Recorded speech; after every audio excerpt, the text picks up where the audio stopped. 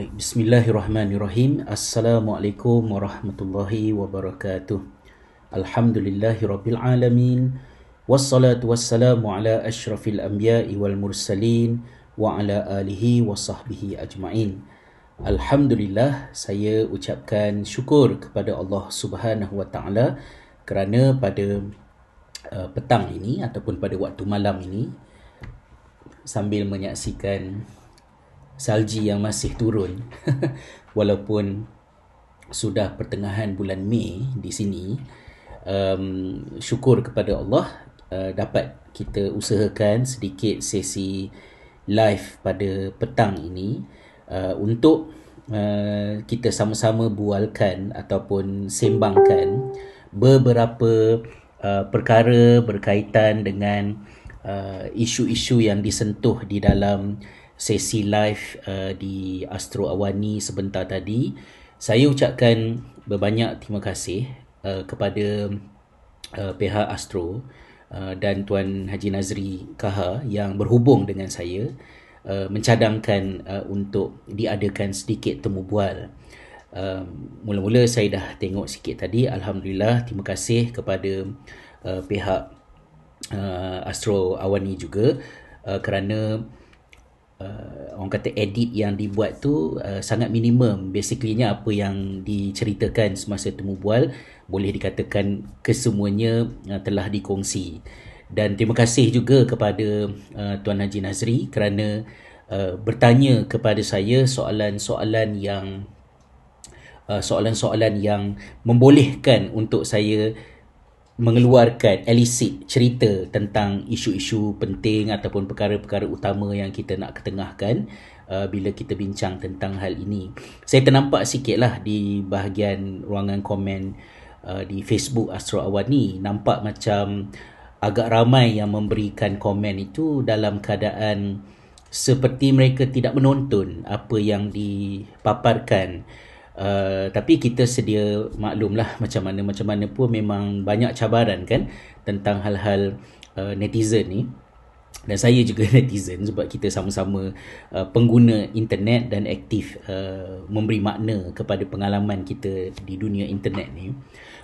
Basically walaupun saya adalah seorang guru di sebuah sekolah swasta, tetapi dan juga saya berada di Finland, sudah tentulah dengan akal yang diberikan oleh Allah Subhanahu Taala ni, kita tidak akan sewenang-wenangnya meletakkan orientasi perbualan kita dekat televisyen itu adalah mengikut konteks kita, seolah-olah kita membutakan mata terhadap realiti di tanah air. Jadi bila yang ditemu bual itu adalah saya yang berada di Finland, sudah tentulah tidak timbul isu ini cuba nak meniru Finland ataupun kenapa ditanya orang sekolah swasta, ya.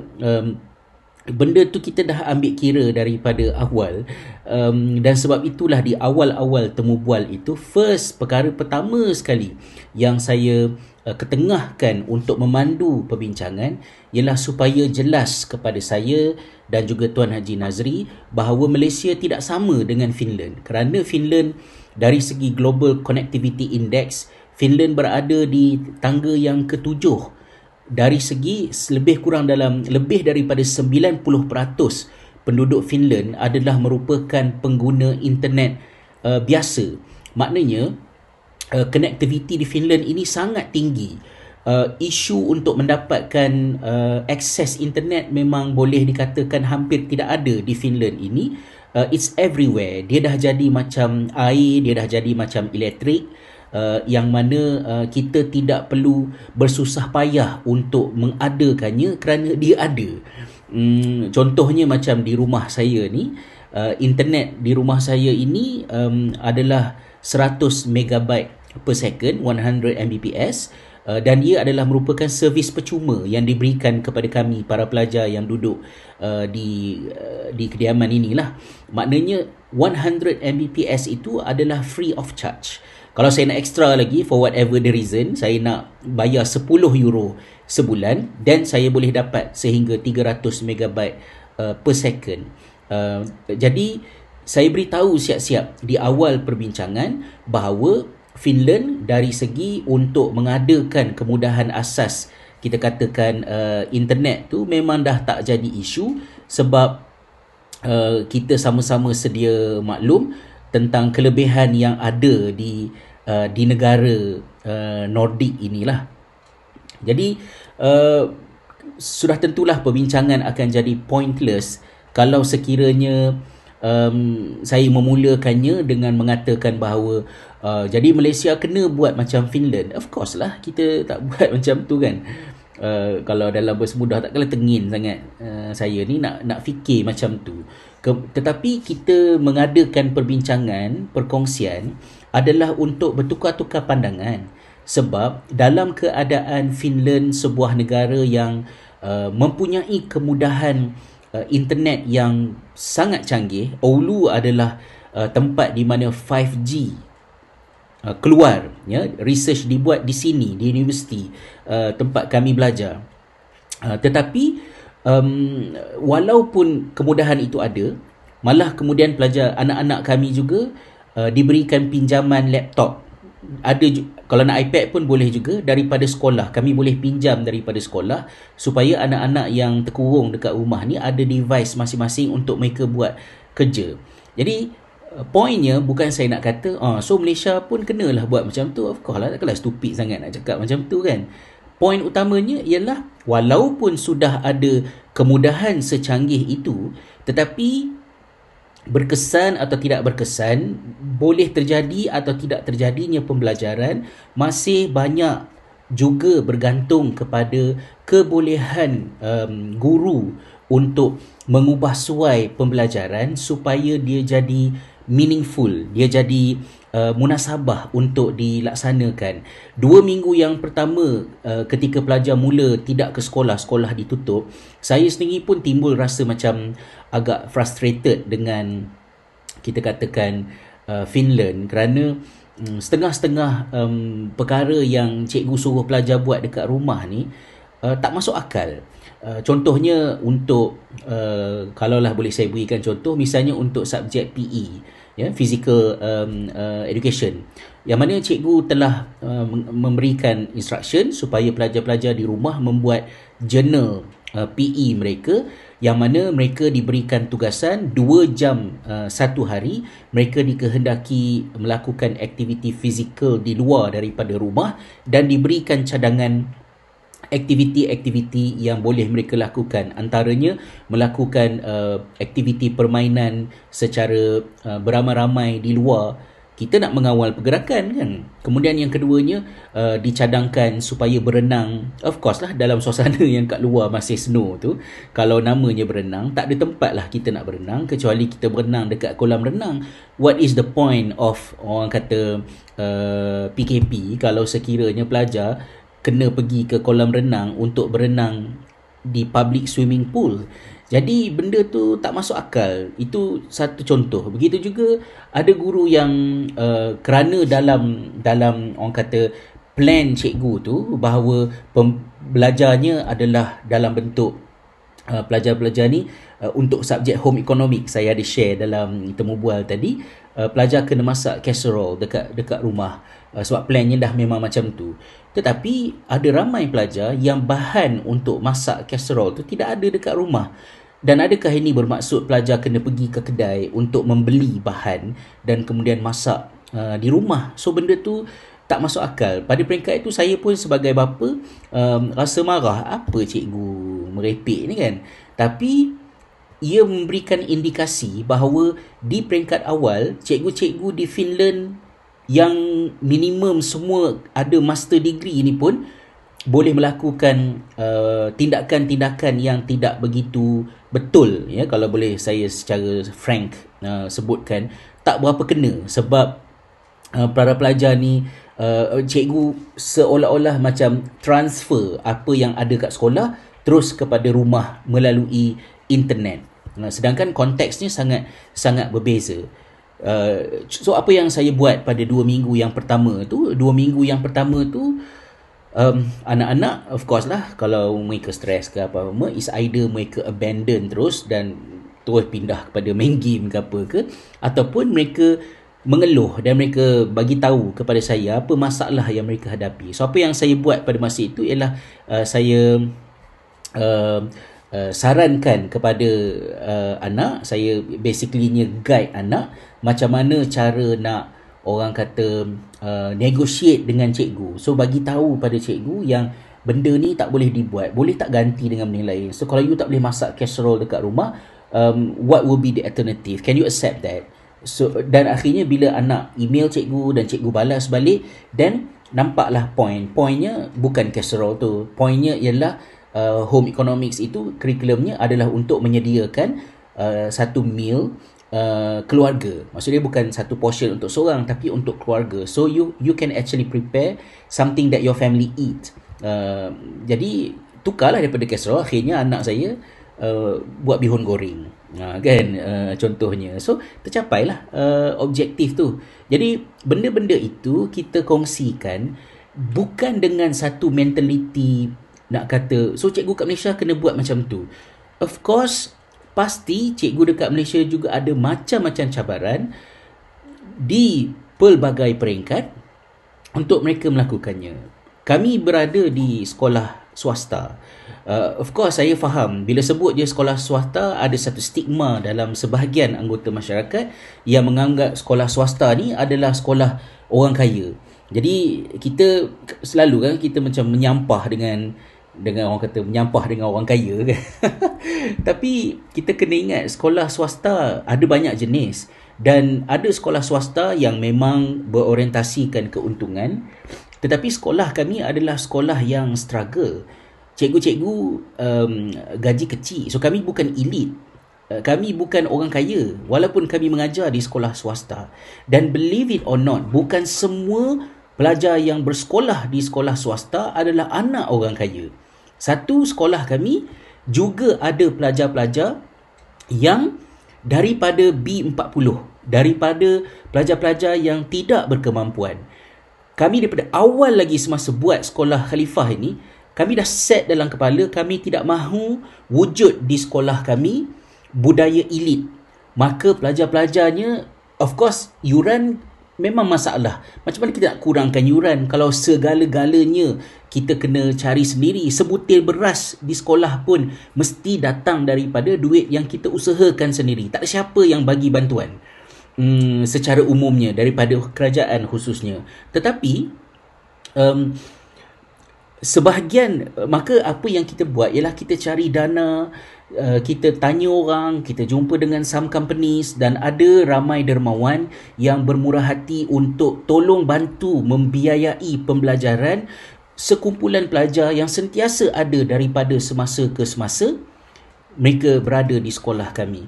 Dan ada ramai juga pelajar di sekolah kami. Contoh, saya buat training untuk cikgu-cikgu kami every week sepanjang tempoh PKP ni. Kami mendapat feedback ramai pelajar yang tak ada komputer dekat rumah, hanya menggunakan handphone parent dan menimbulkan masalah. Macam mana? Satu, of course, internet access yang sangat lemah, yang menyebabkan pelajar orang kata WhatsApp dengan Telegram sahaja yang lepas.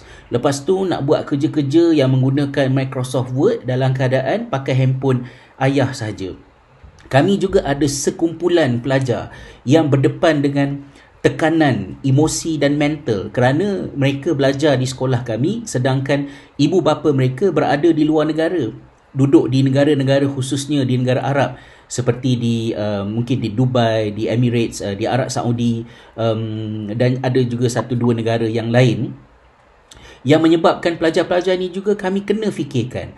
Jadi kita kena ubah pemikiran beracun kita yang sentiasa pesimis dengan segala benda, kerana di sekolah kerajaan, di sekolah swasta, di Malaysia ataupun di Finland masih ada cabaran masing-masing. Dan bila kita mendengar perkongsian-perkongsian seperti ini, asasnya adalah untuk kita saling bertukar-tukar pandangan, kemudian kita fikir apa yang boleh dimanfaatkan, apa yang boleh dibuat seperti yang orang lain buat, kerana bila cikgu-cikgu kongsi, bukan contohnya macam di sekolah kami, semalam saya minta cikgu-cikgu sekolah kami untuk kongsikan di dalam Facebook group kami pengalaman PKP, home based learning ini selama tempoh PKP ini, okey ke tak okey, ada masalah ke tak ada masalah ke. Maka lebih kurang dalam 60-70 orang cikgu sekolah kami kongsi, dan mereka juga struggle. Ada yang nak buat video 1 minit pun sambil dukung anak, cakap tersangkut-sangkut. Kerana cikgu-cikgu pun ialah sekolahnya sekolah swasta. Dalam bahasa mudahnya, ramai cikgu kami yang di bawah paras kemiskinan kan, yang juga berdepan dengan pelbagai kekangan.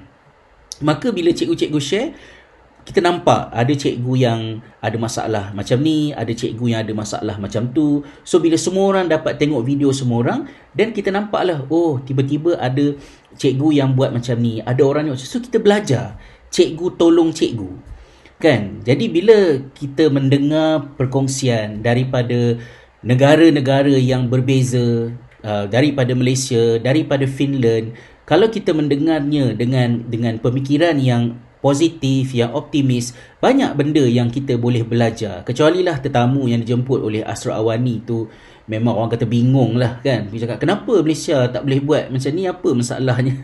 Contohnya, selalu yang cakap macam tu, bukan cikgu lah, cikgu tak layak untuk cakap macam tu kan. Jadi antara perkara yang saya highlight dalam temu bual sebentar tadi juga adalah kepentingan untuk kita sama-sama semua orang fikirkan tentang masalah yang mungkin dihadapi oleh pelajar-pelajar berkeperluan khas, ya, MBK, murid berkeperluan khas. Murid berkeperluan khas ini apabila mereka berada di rumah dan mereka tidak ada tenaga pendidik yang menerima latihan profesional, a qualified professional untuk assist pembelajaran mereka, maka kita khawatir bagaimanakah situasi mereka. Bagi pelajar-pelajar yang autistik, bagi pelajar-pelajar yang ada disleksia, diskalkulia, pelajar-pelajar yang ADHD contohnya, bagaimanakah keadaan mereka dekat rumah. Dan apabila cikgu memberikan tugasan, sebagai contohnya pelajar-pelajar ADHD. Pelajar ADHD bukan merupakan pelajar yang hyperaktif. Orang kata tak boleh duduk diam dalam kelas, yang selalu buat bising. Itu sahaja, kerana kita sedia maklum ADHD juga ada macam-macam orang kata situasi di antara seorang dengan seorang yang lain.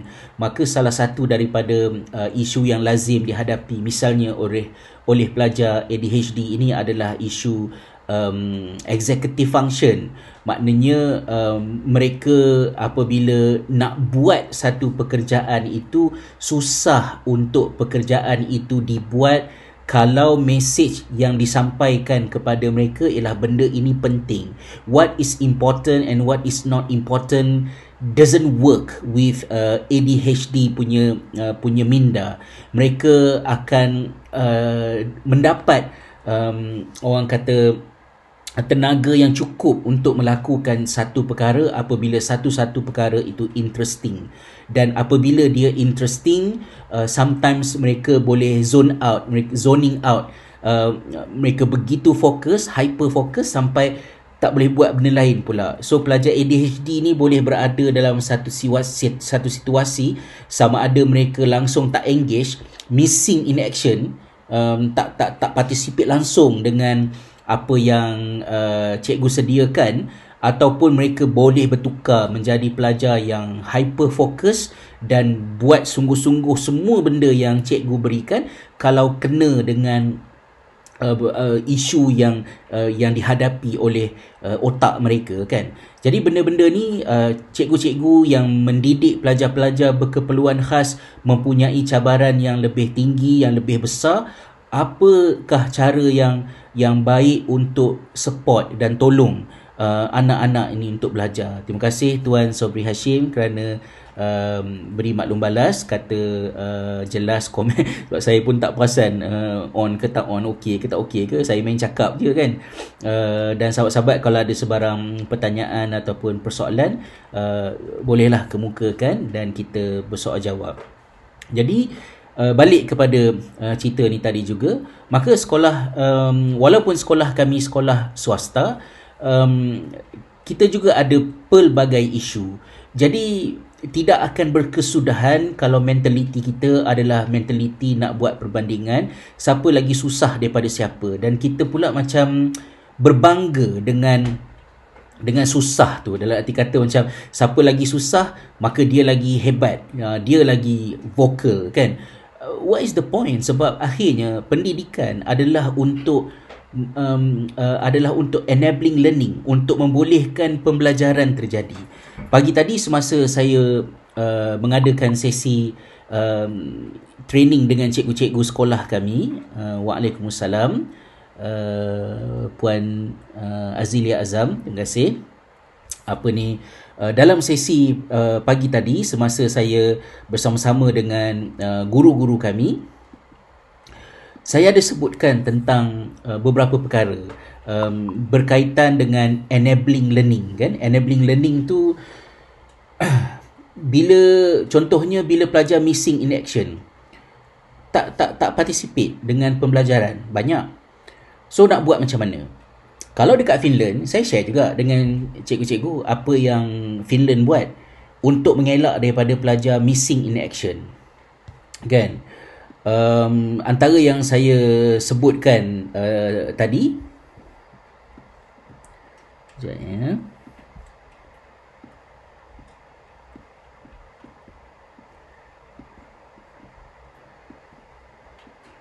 Okeylah.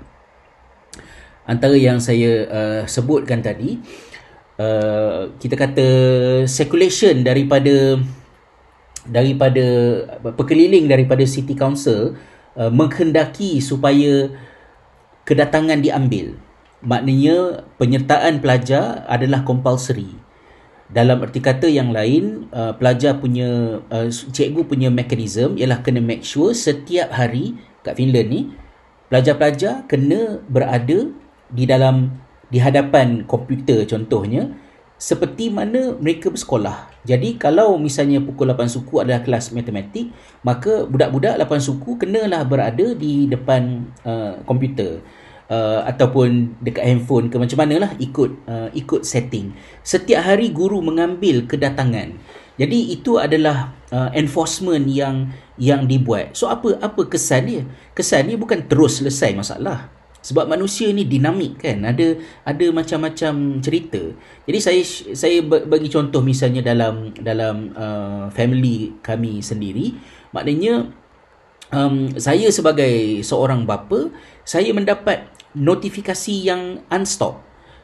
Bila anak saya terlambat, bila anak saya terlupa, anak saya tak join live session, dan cikgu akan terus automatically hantar notification mengatakan bahawa your child did not participate in the live session this afternoon, please explain. Jadi you can imagine how overwhelmed I became as a father to keep receiving a bunch of notifications dan demand untuk saya terangkan. Jadi bila saya share benda tu dengan cikgu-cikgu di sekolah kami juga, misalnya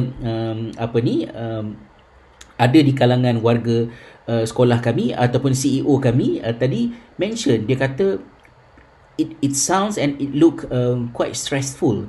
Sebab saya paparkan bagaimanakah bentuk notification yang saya terima tu, it's very very stressful. Maksud dia, in order to make sure budak-budak participate, rigidity yang ada pada cikgu-cikgu Finland ini untuk make sure budak-budak semua participate, dan kalau misalnya tak participate tu terus dapat notification, saya sebagai bapa kena explain. Dan bila anak 2-3 kali miss session for so many reasons, then cikgu concern, bapa tak buat kerja ke?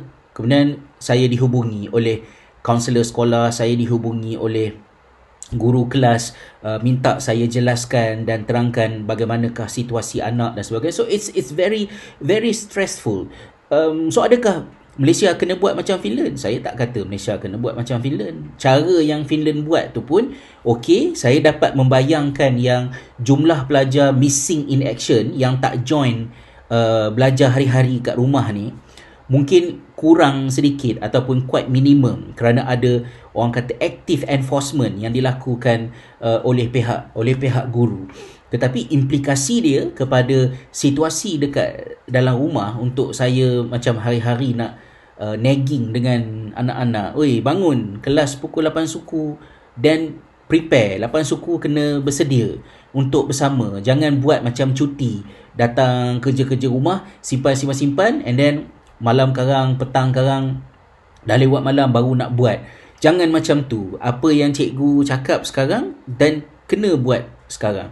So itu adalah struggle yang saya hadapi apabila keadaan di Finland begini.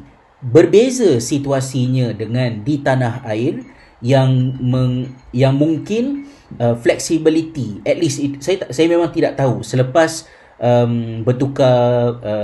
selepas bertukar menteri, saya juga telah berada dalam jawatankuasa kajian dasar suatu ketika dahulu. Saya dah stop daripada melihat secara mikro apa yang dibuat oleh cikgu-cikgu dekat sekolah tu. Saya tak tahu. Pekeliling pun saya ucap terima kasih kepada sahabat saya yang forward kepada saya pekeliling KPM untuk saya baca, dan saya baca tu bukan kerana nak menyebuk ke apa ke. Saya tahu saya berada di Finland, tapi bila saya baca tu saya rasa gembira sebab di dalam pekeliling tu saya nampak ada disebutkan dalam tu bagaimana KPM memberikan flexibility kepada guru-guru untuk mengubah suai pembelajaran supaya ianya dapat dilaksanakan pada mengambil kira kekangan-kekangan yang dihadapi oleh pelajar. It's very good. Dan apa yang bagus, saya katakan bagus. Mungkin kalau Malaysia lebih fleksibel dan tidak buat macam Finland, maknanya pelajar tak perlu 8.30 pagi sampai 4 petang kena standby depan laptop, sebaliknya lebih fleksibel bagi tugasan hari ni, submit hari Jumaat ke hari Sabtu ke hari Ahad ke, mungkin lebih baik daripada Finland. So pointnya ialah kita explore apakah perkara baik yang kita boleh saling belajar satu sama lain, dan bukannya membebel siang malam pagi petang. Kenapa nak compare, kenapa pesimis sangat. Saya tak suka dengan mentaliti tu. Tiba-tiba pula saya membebel pada hari ini kan.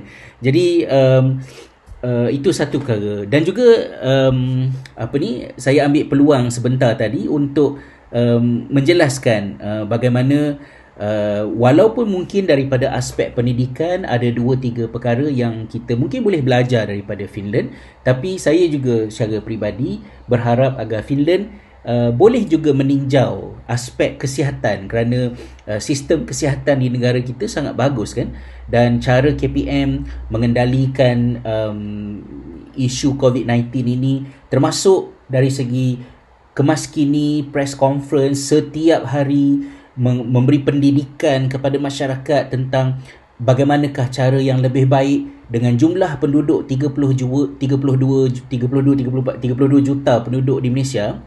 Saya gembira melihat bagaimana somehow terkawalnya keadaan di tanah air berbanding dengan, kalau nak buat perbandingan lah, berbanding dengan situasi yang ada dekat Finland ni yang quite worrying kerana orang casual sangat, dan masih ramai yang terutamanya bagi kami yang bukan di Helsinki yang macam tak berapa nak kisah sangat dengan COVID-19 ni, dan still somehow treat it as another flu, macam influenza ke apa macam tu kan. So they just really don't care, which is also raising some fundamental questions that we need to think and investigate in the longer period of time.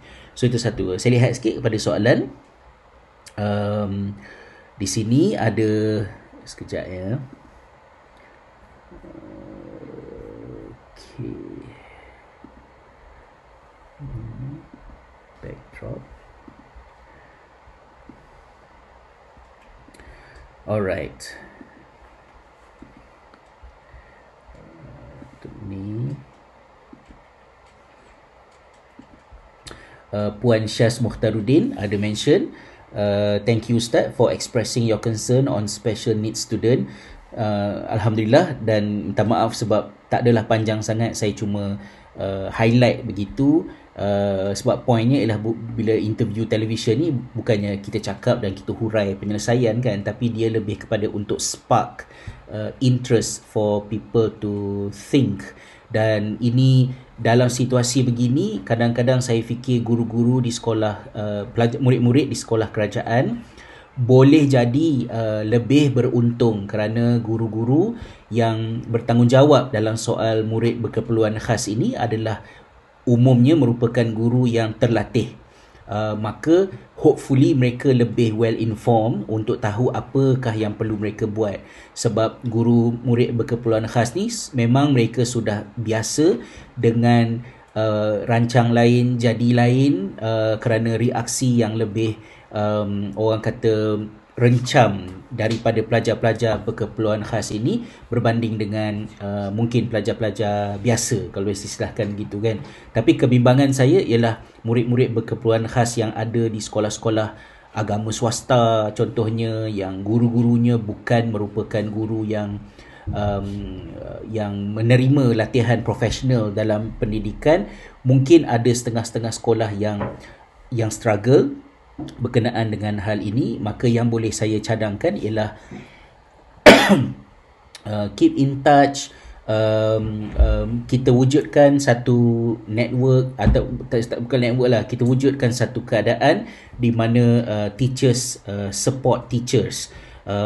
So get in touch with people around. Kalau misalnya ada pihak yang boleh membantu dan memberikan beberapa saranan kan, itu antara yang saya boleh respon sedikit lah tentang hal ni tadi. Kita lihat sedikit, misalnya Syafiqah Nadiah ada bertanya soalan. Saya teringat akan ayat Ustaz dalam buku Seni Berfikir yang Hilang, bahawa angkara sistem pendidikan kita yang mengkelas-kelaskan para pelajar ini, adakah ia juga memberi pengaruh terhadap persepsi masyarakat kita bahawa siapa lebih menghadapi kesusahan dalam belajar, mereka yang selayaknya dibanggakan akan kecemerlangan dan kebagusan mereka? Apa pendapat Ustaz?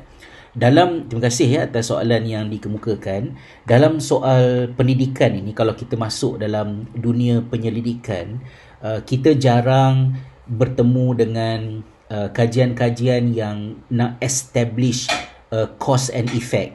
Maksud dia benda ni menyebabkan jadi macam ni. Rarely kita jumpa macam tu. Kebanyakannya adalah correlation yang tinggi. Dalam arti kata lain, ada kaitan di antara yang ini dengan yang ini, dan bukannya dalam bentuk penyebab kan. Maka saya cuba berhati-hati dalam hal ini. Apakah yang menyebabkan kecenderungan itu berlaku? Justru saya tak beranilah untuk mengatakan bahawa itu menyumbang kepada yang ini, tapi saya lebih selamat untuk saya melihat isu ini daripada asas kita sebagai individu manusia yang juga merupakan hamba kepada Allah Subhanahu Wa Taala. Saya ada kongsikan di page My Learning Journey minggu lepas tentang sifat ego, sifat sombong yang ada dalam diri. Itu pun ada orang salah faham jugalah. Sifat ego dan sifat sombong dalam diri ni, maksud saya, ia adalah struggle semua manusia. Kita ni adalah makhluk yang, kita adalah manusia yang ego kan, dan sifat ego ini adalah merupakan sebahagian daripada fitrah kita yang Allah Ta'ala sebut dalam Quran, fa'alhamaha fujuraha wa taqwaha. Kita ada both inclinations, kepada kejahatan pun ada, kepada kebaikan pun ada. Maka ia adalah struggle semua orang. Semua orang boleh jadi besar kepala, sombong dengan apa sahaja yang ada padanya. Dia boleh sombong dengan kekayaannya, dia juga boleh sombong dengan kemiskinannya. Dia boleh sombong dengan kejayaan dia, dia juga boleh sombong dengan kegagalan dia. Betapa trickynya pemikiran manusia sampai you can actually brag about your failure kan. Ada orang berbangga dengan kelebihan, ada orang yang boleh belagak dengan kekurangan. So akhirnya dia perlu berbalik kepada soal hati. Kan, siapa berlakon filem Soal Hati?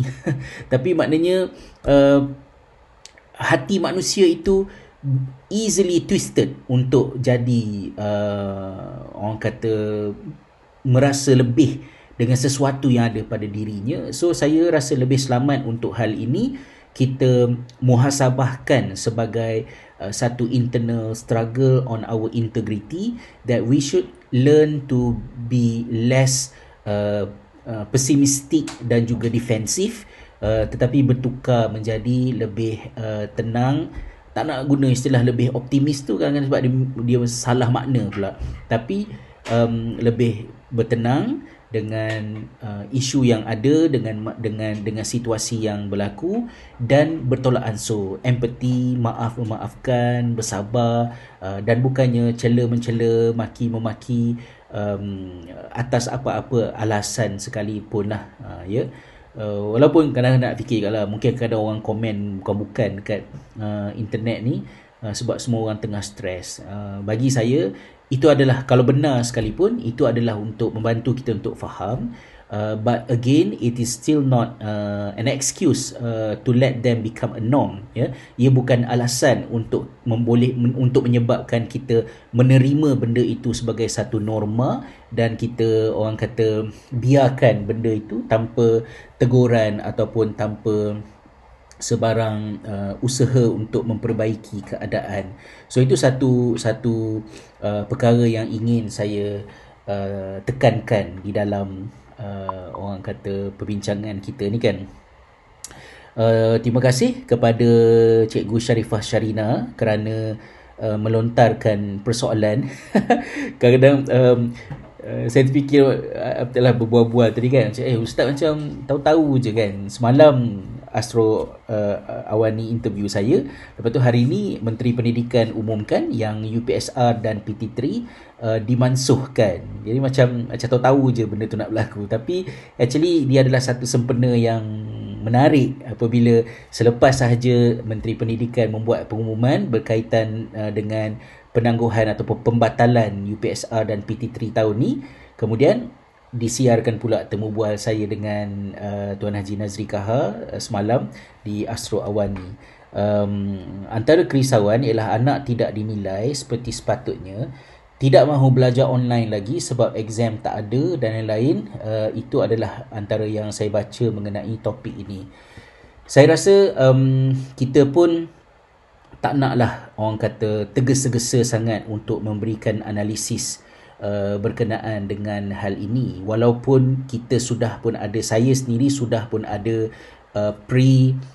preconceived nak kata preconceived idea pun tak kena juga, tapi saya sudah ada pendirian yang ready sebelum pengumuman itu dibuat, bagaimana UPSR dan PT3 ini memang wajar untuk mansuhkan dan digantikan dengan penilaian hanya di peringkat sekolah untuk keperluan murid itu sahaja.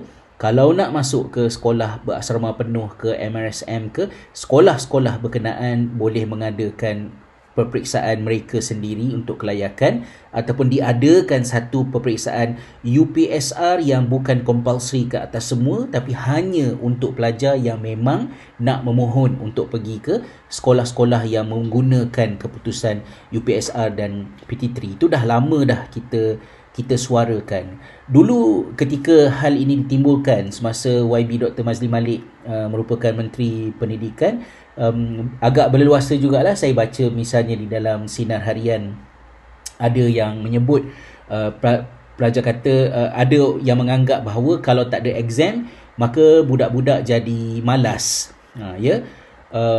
Kalau kita timbangkan betul-betul dengan ilmu pengetahuan, dapatan-dapatan sains tentang bagaimanakah seorang manusia itu belajar, dari manakah datangnya motivasi untuk seseorang itu belajar, asasnya ialah kalau ada peperiksaan pun dia tidak banyak merajinkan budak-budak yang malas, tetapi budak malas ataupun rajin itu peperiksaan adalah merupakan extrinsic motivation, motivasi luaran yang ada sedikit peranannya, tetapi yang lebih mempengaruhi motivasi pelajar untuk belajar adalah intrinsic motivation. Intrinsic motivation iaitu sesuatu yang datang daripada dalam diri dia dan dia ada kaitan dengan beberapa elemen. Ya, contohnya pertama sekali adalah dari segi ownership. Ownership dalam arti kata budak-budak tu ada ownership tak terhadap pembelajaran dia. Kalau dia rasa dia datang ke sekolah sebab mak ayah paksa dan untuk belajar benda yang cikgu sediakan, tapi apa yang dia fikir, apa yang dia rasa, apa yang dia faham tidak pernah penting di sekolah. Yang penting, contohnya dalam ayat yang cikgu mudah faham, mungkin kita kata, contohnya bila jawab satu soalan, jawapan mesti menepati skema jawapan. Bukannya lebih penting untuk melihat apa yang pelajar itu faham. Bila benda itu membudaya di dalam sekolah, yang dibentuknya ialah budak datang ke sekolah untuk bekerja dalam arti kata untuk fulfill benda yang orang prepare untuk dia. So dia tak ada ownership. Pengalaman hidup dia, apa yang dia fikirkan, jawapan kepada isu-isu yang ditimbulkan dalam subjek-subjek yang dia belajar di sekolah, apa yang berlaku dalam dunia pelajar tak ada connection langsung dengan apa yang ada di dalam silibus kurikulum yang dimandatkan di sekolah. Bila tidak ada ownership, pelajar tak rasa pun pembelajaran itu miliknya, sebaliknya dia pergi ke sekolah untuk buat benda orang, maka satu sumber motivasi dah mati. Kemudian yang keduanya yang saya sebut sebentar tadi ialah relatable benda tu. Kalau benda yang dibelajar di sekolah, pelajar-pelajar tak ada feeling, macam tak ada connection langsung benda yang dia belajar tu dengan hidup dia, dengan masa depan dia yang dia bayangkan, maka maknanya satu lagi sumber motivasi telah tertutup. Apabila pelajar tidak merasakan benda yang dia ajar di sekolah itu adalah something yang relevan. So ini benda yang kita dah sebut awal-awal lagi. Jadi kalau kita fikirkan soal pelajar malas, pelajar tidak bermotivasi, peperiksaan bukanlah rawatan untuk isu tersebut. Maka meniadakan peperiksaan yang sekarang ni sudah pun berlaku apabila UPSR dan PT3 untuk tahun ini dimansuhkan. Demikian juga peperiksaan International Baccalaureate dan juga IGCSE juga telah dibatalkan untuk tahun ini, yang mana diploma IB, A-Levels dan juga IGCSE dianugerahkan berdasarkan laporan kepada laporan kepada assignment yang dihantar, bukan lagi ada peperiksaan akhir. So apa yang saya sebutkan tadi, jadi bila benda ni dah benar-benar berlaku, iaitu dah tak ada peperiksaan, mungkin ada sekumpulan pelajar yang jadi hilang motivasi untuk belajar. Tapi kalau kita concern dengan benda tu, maka kita harus segera menyambungnya dengan bagaimana nak menjadikan pembelajaran tu meaningful, macam mana nak menjadikan pelajaran tu something yang budak-budak nak. Saya bagi contoh, minta maaf kalau saya bagi contoh Finland. Ya, sekarang ni kita tengah bincang soalan yang Teacher Sharina tanya. Sekejap lagi saya respon pada apa yang Cikgu Rosmawati sebut.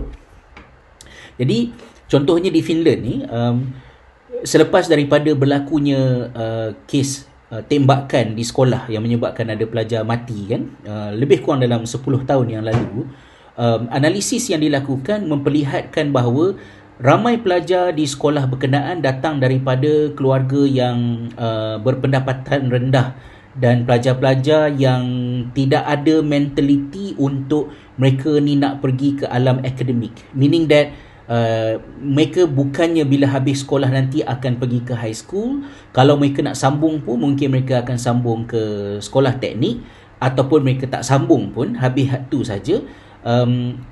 Dan orientasi mereka adalah untuk orientasi mereka adalah bukan akademik. Itu poin utamanya.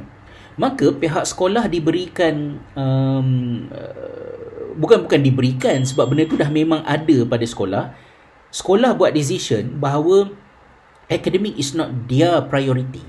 Maka dalam tempoh beberapa tahun selepas kejadian tembakan itu, saya tak ingat nama sekolah tu, sekolah itu mengutamakan problem solving, kesedaran terhadap problem solving, yang mana pelajar-pelajar aware kalau ada kawan yang ada masalah, maka mereka tahu macam mana mereka nak negotiate, macam mana mereka nak bantu kalau rakan-rakan mereka ada masalah. So basically-nya apa yang sekolah tu fokuskan adalah pada skill, kemahiran kehidupan, how to survive, bagaimana nak berdepan dengan krisis, bagaimana nak mengendalikan tekanan dalam keadaan rumah yang tonggang langgang, porak-peranda, mak bapak yang bercerai-berai, yang bergaduh, anak-anak yang agak terbiar. So bagaimana mereka boleh dibantu oleh sekolah untuk survive dalam kehidupan. Dan itu yang cikgu buat di sekolah tersebut. Jadi bila cikgu buat macam tu, dah tak timbul dah soal peperiksaan ke apa, kurikulum tak habis ke apa ke, because kalau habis pun so what, tak ada faedah pun pada budak-budak. Tak ada maknanya pun mereka habis belajar. Kalau dapat keputusan periksa apa sekalipun, lulus ke fail ke, it means nothing, because benda tu tak ada relatability, tak ada kaitan dengan benda yang pelajar tu perlu. Maka mungkin agak ekstrim contoh itu, tapi poin saya ialah kalau kita khawatir dengan hal ini, maka janganlah kebimbangan pelajar jadi malas kerana UPSR PT3 dah tak ada. Maka kita masih lagi stuck dengan exam ada ke tak ada untuk malas atau rajinkan pelajar. Ada banyak faktor lain yang lebih utama dan dominan yang boleh kita fikirkan, terutamanya berkaitan dengan memanfaatkan situasi pelajar. Bagaimana kalau dalam situasi sekarang ni budak-budak dekat rumah, dia kena orang kata pergi ke hutan, pergi ke sungai untuk menangkap ikan untuk makan harian mereka. Itu yang dia kena buat dekat sekolah. Dan apa yang cikgu boleh buat untuk install orang kata nilai pembelajaran ke dalam kehidupan budak-budak dalam situasi yang macam tu tadi. So kat situ kita nak tengok kan. Okey, kita lihat apa yang Cikgu Rosmawati sebutkan sebagai guru KPM. Selepas pengumuman tadi, perkara pertama yang difikir ialah bagaimana nak membina ruang lingkup fun learning untuk murid sekiranya hak autonomi dibuka lebih luas untuk kami. InsyaAllah cikgu, maknanya kalau autonomi yang diberikan kepada guru untuk buat decision apa yang menarik dan apa yang tidak menarik, orang kata kepada dalam pembelajaran ni, cikgu kena buat decision dan kena explore. Yakinlah ya bahawa insya-Allah dekat luar sana ada sangat banyak benda yang boleh diguna. Dan dia boleh menyebabkan cikgu terlupa nak mengajar sebab seronok meneroka benda-benda yang ada kan. Saya ada sebutkan dalam sebulan sudah, cikgu kena hati-hati, jangan duk awak. Saya tergamam tengok anak saya makan. Banyaknya. Hei. Banyaknya ambil lauk. Weh, orang pun nak makan tak? Sorry lah, gangguan sikit. Tergamam tengok. Dahsyat tu. Dah duduk masuk makan. Saya kena bubuh mangga kunci dekat peti ais. Kan? Peti ais hanya dibuka pada jam-jam tertentu saja. Kan? Okey, balik pada cerita tadi. Benda tu ada banyak. Namun, keep it simple. Keep it, orang kata, relax. Lebih utama, maksud dia, kita tadi masa saya berbual dengan cikgu sekolah kami, antara poin yang saya sangat tertarik ialah bila cikgu kata, antara sisi positif home based learning di musim PKP ni ialah sebelum cikgu nak bagi satu tugasan kepada pelajar, cikgu kena fikir lebih sikit. Adakah tugasan ini budak boleh buat ke tak boleh buat? Budak faham ke tak boleh faham? Dalam keadaan sebelum-sebelum ini, cikgu-cikgu mungkin mempunyai tahap kepekaan terhadap isu tadi tu, tak macam sekarang. Sekarang ni cikgu lebih sensitif. Dari segi budak faham ke tak faham, budak boleh buat ke tak boleh buat. Sepatutnya memang sentiasa bila mengajar kena macam tu.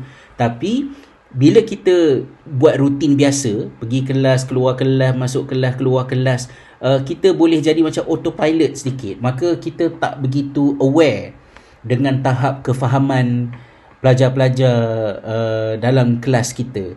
Maka bagusnya PKP ni ke atas guru ialah dia semakin secara hands on tersedar yang apa yang kita nak tak semestinya pelajar dapat tunaikan.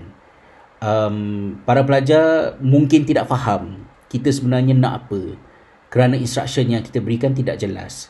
Kalau dalam kelas kita boleh terus nampak budak-budak ni macam, faham ke apa yang kerja yang saya bagi pada awak ni? Faham, tak faham, terus tahu kan. So kita boleh bertindak. Tapi sekarang ni oleh kerana budak tak ada depan mata kita, maka kita kena fikir dulu sebelum nak release kerja tu, kena ambil kira dulu benda tu. Jadi itu adalah satu sisi positif daripada situasi ni tadi, yang mana mungkin insya-Allah apabila COVID-19 ini berlalu, kemudian sekatan ke atas pergerakan berakhir dan kita kembali kepada norma kehidupan biasa, guru-guru dengan pengalaman semasa musim home based learning tempoh hari akan lebih kreatif, lebih peka dengan keperluan pelajar, dan autonomi yang sekarang ni terpaksa banyak diberikan kepada cikgu, autonomi itu boleh diteruskan selepas PKP ni berakhir, home based learning ni berakhir, because that is how education should be. Guru-guru perlu mempunyai sekarang ni tak ada pilihan dah.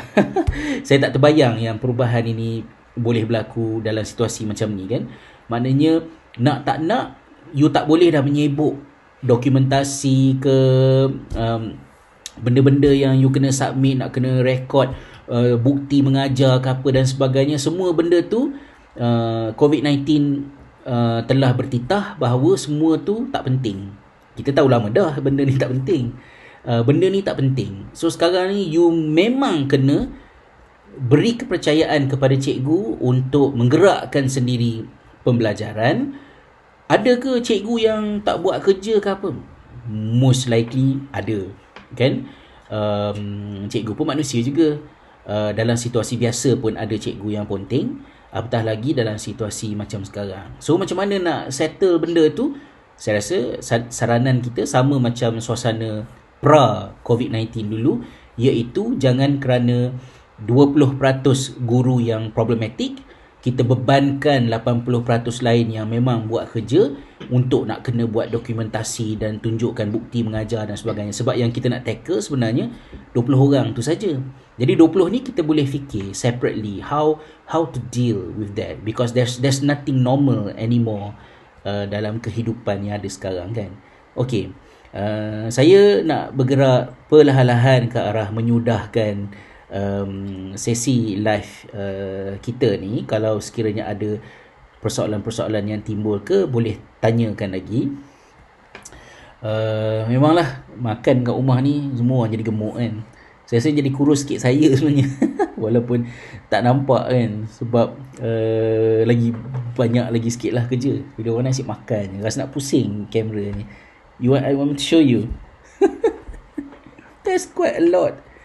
It's more than mine, you know, and you are like three times smaller than me. Okay, apa ni, sekarang ni macam tarik rambut dalam tepung bila nak bagi tugasan. Juga berfikir secara lebih berdasarkan data. Data itu adalah respon dan hasil kerja murid juga berapa. Sudah macam saintis rasanya kan. Itulah ialah walaupun guru-guru bukanlah termasuk dalam kategori frontliners. Frontliners Benti Maraliner. Saya tengok hari tu cikgu ambil kedatangan budak-budak sekolah pada tahun 2028 kan. Bagi saya, pelajar yang saya paling berminat nak berkenalan ialah COVID Lee lah, yang pelajar tu nama COVID Lee kan. Lepas tu ada Siti Corona dan sebagainya, macam-macam lah. Tak apa ya, kenangan tugasan kita ni. Tapi saya rasa dalam suasana home based learning ini, profesionalisme guru sebagai profesional akan lebih terserlah, because there's nothing normal anymore, dan you need to switch from being all this while as the expert of content kepada expert in designing learning activities. Jika selama ini cikgu-cikgu dikenali sebagai pakar content, maksud dia you become a teacher because you bagus dalam subjek yang you nak ajar tu. Now it is shifting towards something yang daripada lama dah kita cakap, tapi sekarang ni terpaksa buat, iaitu you kena develop your expertise in designing learning. You kena ada kemahiran untuk mereka bentuk pembelajaran dalam bentuk yang macam mana. Let's say, bear in mind, the only internet access yang budak-budak ada ialah WhatsApp saja, kan? Dan paling besar yang ada dalam benda paling besar yang boleh dibuat dalam WhatsApp tu ialah maknanya satu data yang ringan yang boleh nak orang kata kendalikan. So you nak buat video, berapa megabyte, berapa gigabyte, berapa minit ke, you kena buat orang kata bite size video, 1 minute video. So kalau 1 minute video, saya ada sentuh pasal TikTok dulu kan, tentang fragmentation of knowledge tu, bagaimana kita nak handle. Jadi quite a lot. Kemudian cikgu-cikgu kata, ada cikgu kami juga share pagi tadi mengatakan bahawa timbul kebimbangan kalau pelajar ni copy paste hasil kerja mereka. Saya kata possibility untuk benda tu memang ada, akan tetapi benda itu dapat dielakkan ataupun diminimumkan kalau guru-guru memberikan tugasan yang tidak membolehkan budak-budak untuk copy paste. Contohnya, kalau pelajar-pelajar kena buat satu presentasi, saya minta maaf kalau saya tak mahir nak bagi contoh, because different lesson, different subject has different nature. Tapi katakanlah kalau soalannya ialah terangkan tentang orang kata perang larut contohnya. Oh, kalau itu tugasan yang cikgu bagi, budak-budak cari je perang larut, Wikipedia, keluar, copy dan terimalah, ya, daripada 30 orang murid, mungkin 20 orang akan bagi benda yang sama. So kalau perang larut jadi perang karut kerana typo, maka cikgu akan automatically jumpa 30 orang pelajar bagi written assignment, semuanya melaporkan perang karut sebab mereka copy paste daripada sumber yang sama. So ada nilai pembelajaran ke kepada soalan terangkan tentang perang larut? Tak ada. So bila budak-budak boleh meniru kerana pembelajaran yang kita berikan kepada mereka itu membolehkan mereka meniru. Tapi kalau sekiranya mereka perlu melakukan sesuatu, ni saya tak bincang ya tentang soal tak ada internet access ke, tak ada ni, faham, tak ada tu real. Tapi yang kita nak bincangkan sini ialah, katakanlah dalam situasi benda-benda tu bukan isu yang utama. Yang utamanya ialah pelajar tidak di sekolah, ada dekat rumah. So tugasan yang diberikan ialah, instead of terangkan tentang perang larut contohnya, maka tugasannya ialah dalam bentuk berbual dengan ibu bapa bagaimanakah kenangan mereka semasa perang larut. Saya tak tahu perang larut berlaku tahun berapa kan, dah lupa. Most likely-nya bukan zaman mak bapak lah, zaman datuk nenek moyang lah kan. Tapi katakanlah contohnya bagaimanakah ibu bapa masing-masing fikir selepas 30 tahun meninggalkan sekolah, apakah yang ibu bapa kamu tahu tentang perang larut? Kongsikan cerita mengenainya, ataupun ajarkan kepada ibu bapa anda tentang perang larut sampai mereka faham, dan kemudian ceritakan bagaimanakah kamu pasti ibu bapa kamu telah faham tentang perang larut tersebut. Katalah contohnya macam tu. Saya tak kata buat macam tu kan, tapi poinnya lah bila instruction tu macam tu, dia mengurangkan possibility untuk hasil kerja yang pelajar nak submit tu ialah dalam bentuk copy paste, because dia tak boleh nak copy daripada mana-mana, dia memang kena buat sendiri. Ada orang kata pelajar-pelajar kena submit tugasan, katalah buat kek dekat rumah. So kalau tugasan nak buat kek kat rumah, type je dekat Google, ada 18 juta kek kan. Maknanya yang boleh diambil gambar seolah-olah gambar tu ialah gambar kek yang pelajar buat dekat rumah. So apa yang dibuat, contohnya macam dekat Finder ni, ialah gambar yang you kena hantar WhatsApp kepada cikgu sebagai bukti yang you dah buat tugasan tu. You kena macam kena selfie ke, ataupun you kena write on the paper your name and then you letakkan nama kat situ. Lepas tu ambil gambar. So nama tu ada kat situ, menunjukkan bahawa gambar tu bukannya diambil daripada internet. So benda-benda macam tu cikgu ambil kira, dan dengan kesedaran terhadap isu berkenaan, kebarangkalian untuk murid-murid copy paste, tiru yang tak ada faedah langsung pada nilai pendidikan dapat diminimumkan, insya-Allah. Kan? Situ mungkin sedikit respon saya. Nik Fasihah, Nik Muhammad, okay, frontliner binti Maraliner. Saya bila tengok lawak tu, anak saya tak faham sangat sebab dia orang tak tahu Maraliner tu apa, kan. Sampailah mak dia orang post gambar bas Maraliner tu, dan baru dia orang faham, kan. Kita orang pun terpaksalah buat lawak secara long distance, dah maknya ada kat island, kan. Okay, I wonder pembelajaran dalam musim COVID-19 ini, adakah guru masih perlu mengajar berdasar menghabiskan silibus? Saya tidak pasti, itu kena rujuk pada KPM. Yang saya sempat nampak dalam satu perkeliling, saya tak ingat tarikh dia, ada ditekankan di situ oleh pihak KPM tentang wujudnya flexibility pada guru untuk menyesuaikan pembelajaran. Sebanyak mana kena cover, kena habis silibus ke, dalam situasi dah SPM, PT3 UPSR pun ditangguhkan, dibatalkan, SPM ditangguhkan ke first quarter next year. Then bukanlah maknanya okey lah boleh relax mengajar, tak payah mengajar ke, tidak. Tapi you can, orang kata, turunkan pace tu, slow down sedikit, kan.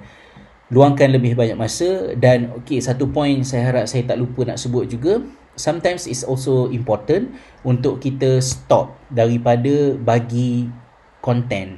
Ada beberapa orang guru anak kami yang aware dengan hal ini, maka mereka mengambil keputusan untuk tak bagi tugasan. There's nothing new to learn today. You just take a nap ataupun you just relax saja, is okay. I don't give new lessons for you, atas kesedaran cikgu tu bahawa budak-budak ni pun struggle dengan macam-macam benda, kan. Walaupun makan banyak berpinggan-pinggan, tapi mentally kita tak tahu, kan, macam-macam isu. Masih geram lagi, kan? Buat banyak sangat ambil lauk, orang lain tak dapat makan, kan. Okay, apa ni, so dah terlupa pula saya. Jadi point tu lah, maknanya sometimes it's okay untuk cikgu message pelajar, tanya apa khabar, okey ke tak okey ke, cukup ke makan, selamat ke. Kadang-kadang risau juga isu keselamatan kat rumah, kan. Takut mak bapak stres, adik-beradik stres, kan, bersepak terajang ke, bapak mengamuk, belasah anak ke apa semua, you know, all those kind of things, kita risau, kan. Itu satu kali lah.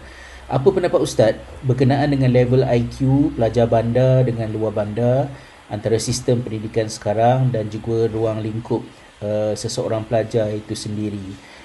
Dalam interview saya di Asra Awani tadi, cantik ya mukadimah yang ditekankan oleh Tuan Haji Nazri, yang menekankan bahawa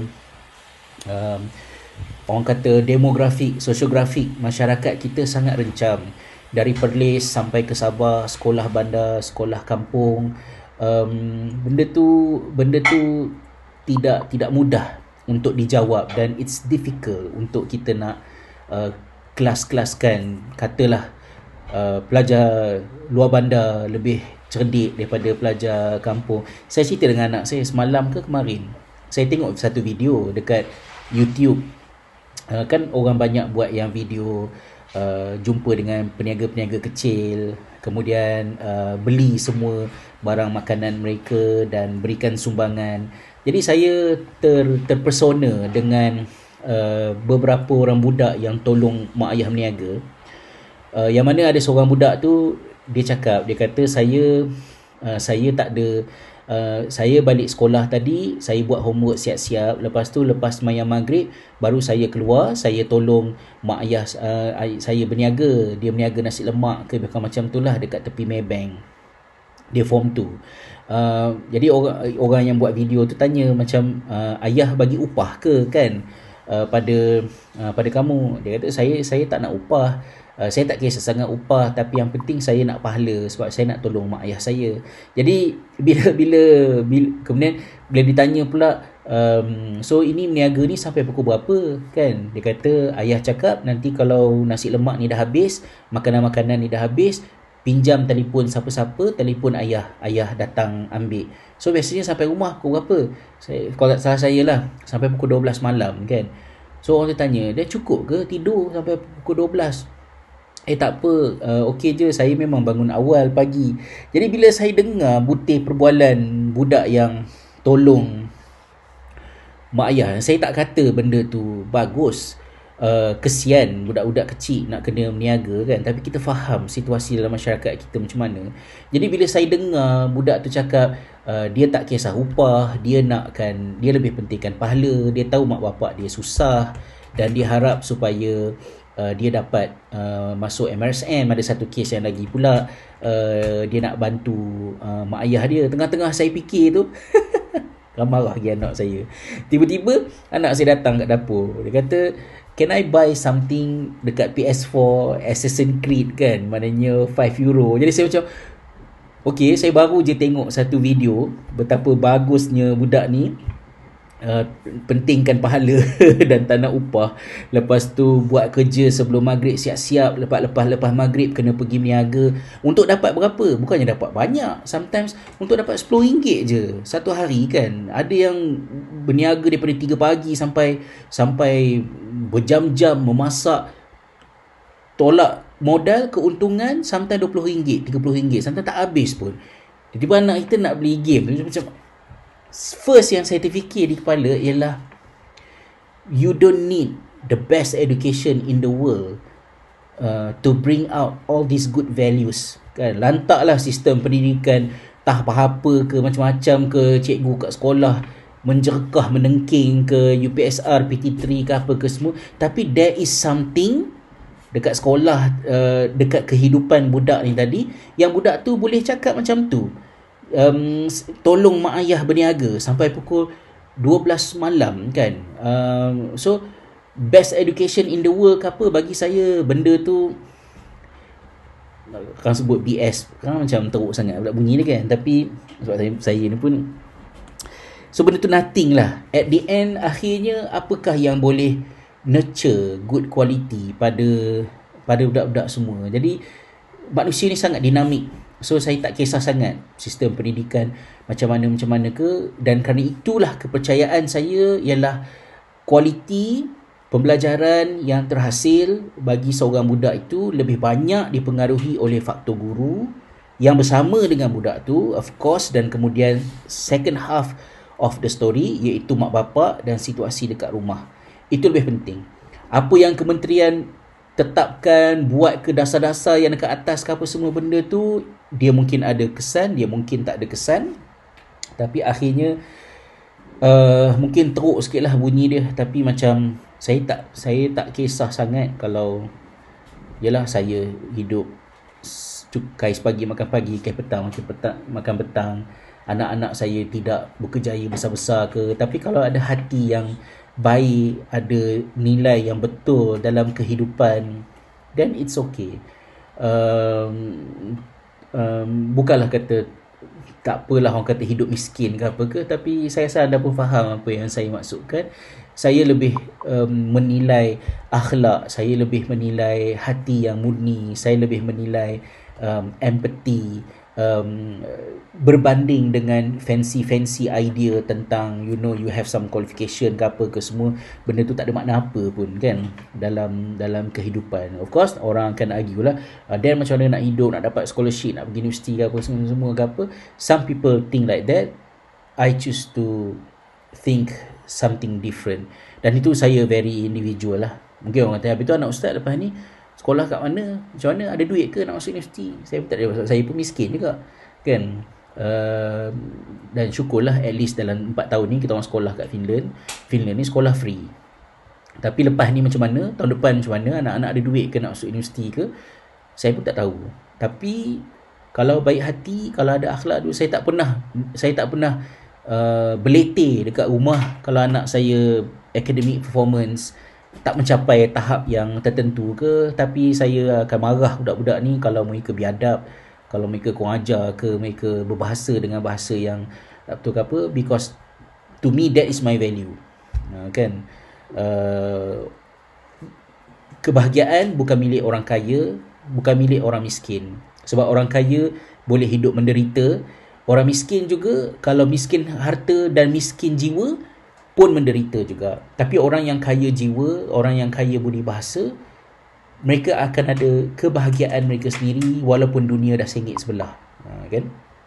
So itulah perkara yang ingin saya tekankan.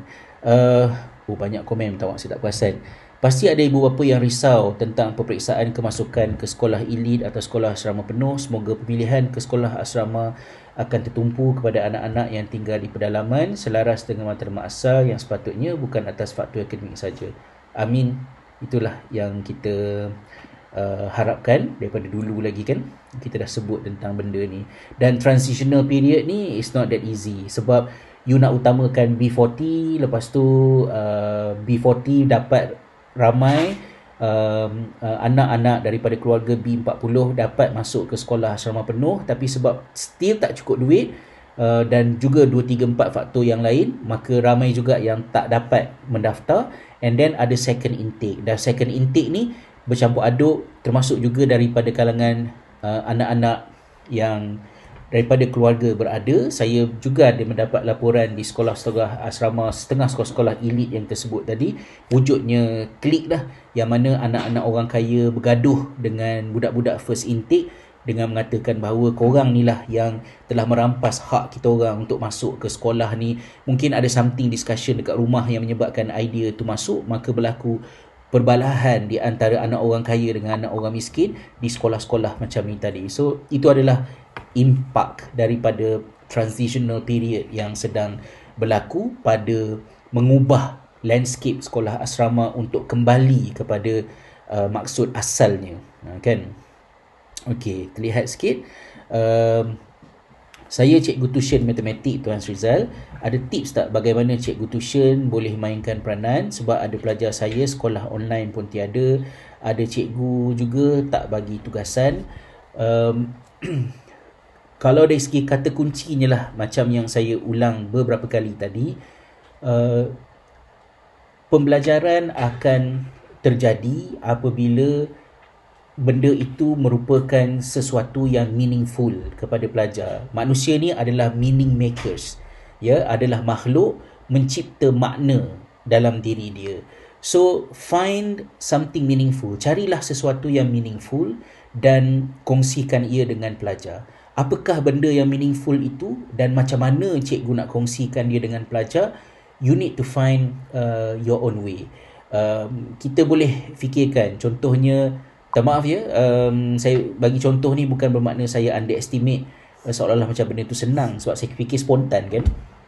So contohnya macam kalau cikgu biologi, apakah benda-benda yang kamu nampak dekat rumah yang kamu tak biasa nampak? Contohnya saya nampak ayah saya, ni stereotype sikit lah kan, saya nampak ayah saya berdengkur dekat atas sofa contohnya kan. So tugasannya ialah lakukan siasatan kenapa dengkuran itu terjadi, apakah mekanisme dengkur contohnya kan. Jadi budak-budak tu investigate sendirilah dan ceritakan, dan tolong tuliskan dalam bentuk perkataan bunyi dengkuran ayah, macam khok ke apa ke, buat something. So anak-anak pun belajar. Itu cerita yang saya nak sampaikan. Saya asalnya saya nak reserve kat ujung. Yang saya nak tekankan ialah, for whatever the situation is, pembelajaran mesti terus berlaku. Saya beri contoh. Dalam dalam sejarah, Syekh Sulaiman Hilmi Tunahan, bagaimana apabila sekolah-sekolah, madrasah-madrasah ditutup Daulah Osmaniyah, di fasa transisi daripada madrasah kepada penubuhan Republik Turki yang baru zaman Atatürk kan. Bila sekolah-sekolah ditutup, bagi Sulaiman Hilmi Tunahan, pembelajaran mesti diteruskan walau apa sekalipun yang berlaku.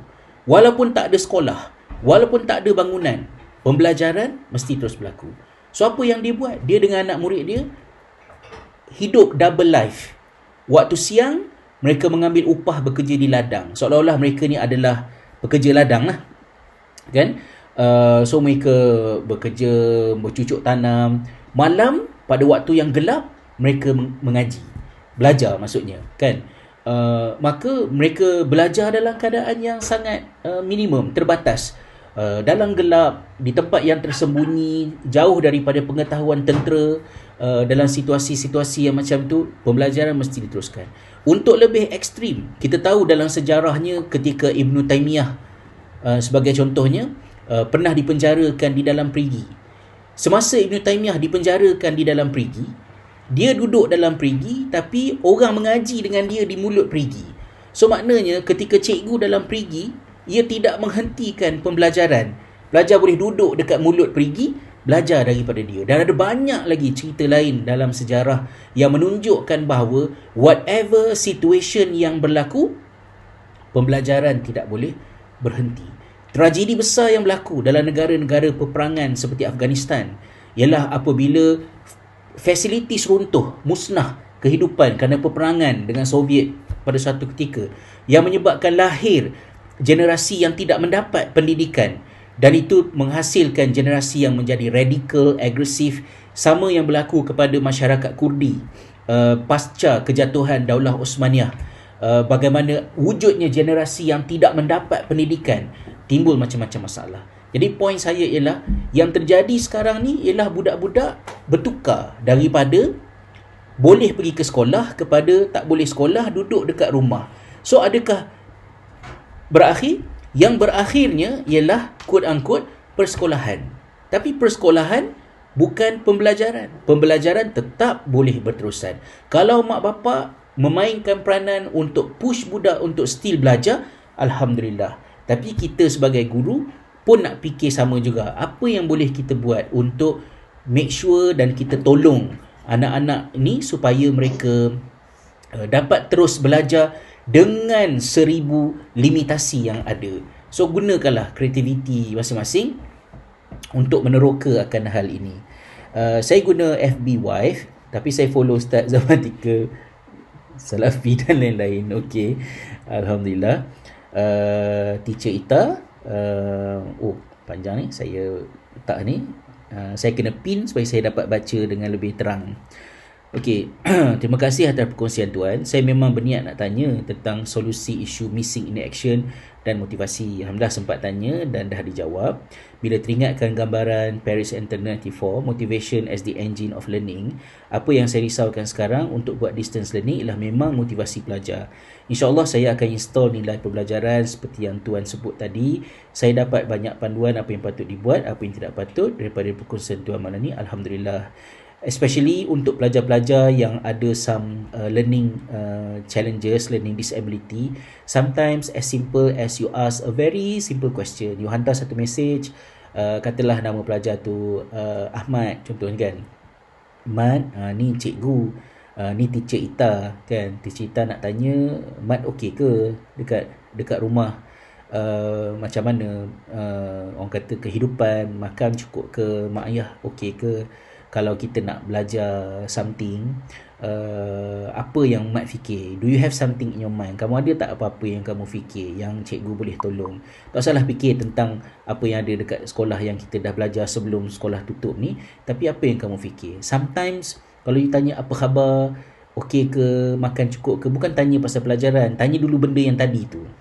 Kadang-kadang pelajar ni akan bermotivasi because people don't care how much you know until they know how much you care.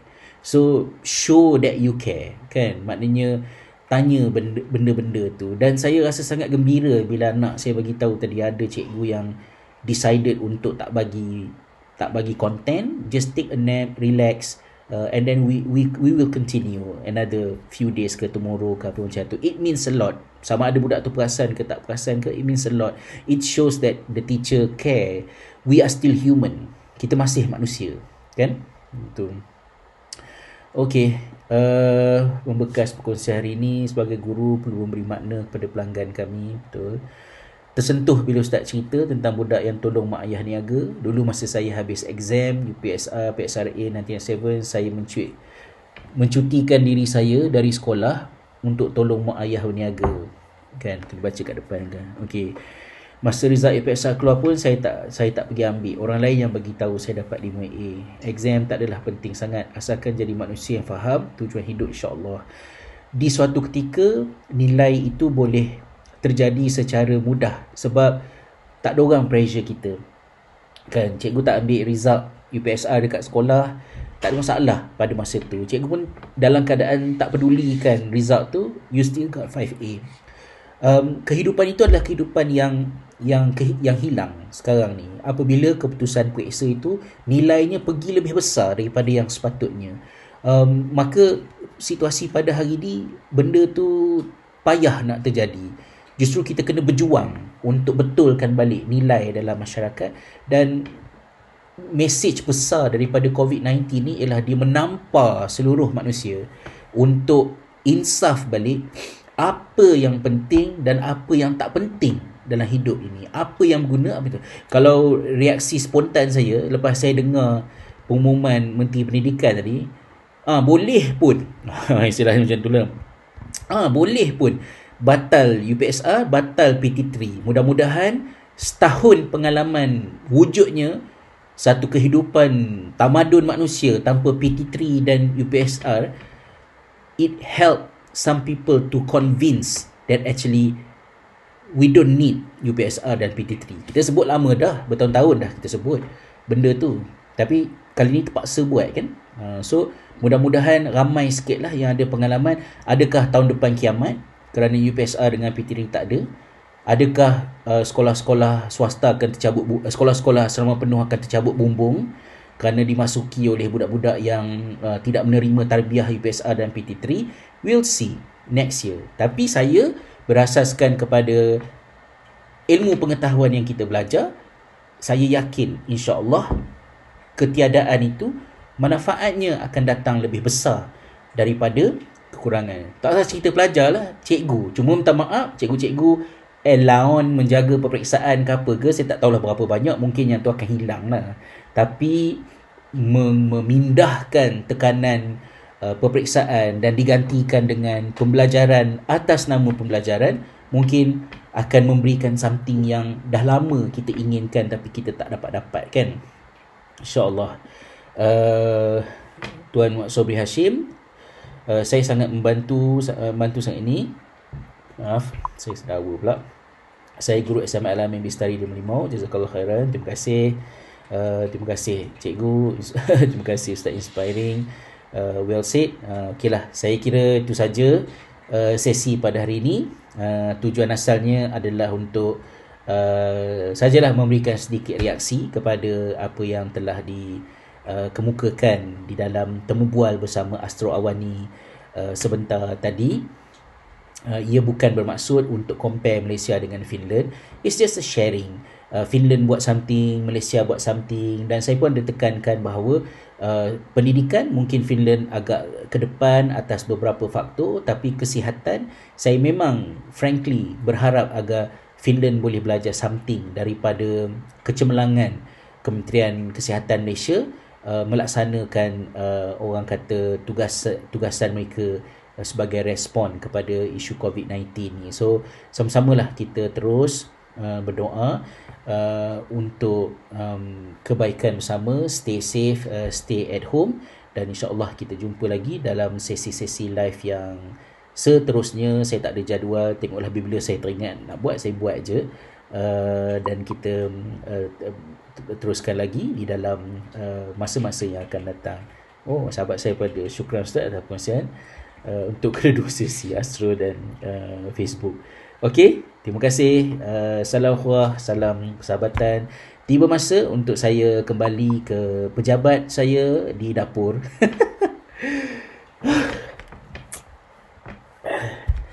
Tak habis masak kan.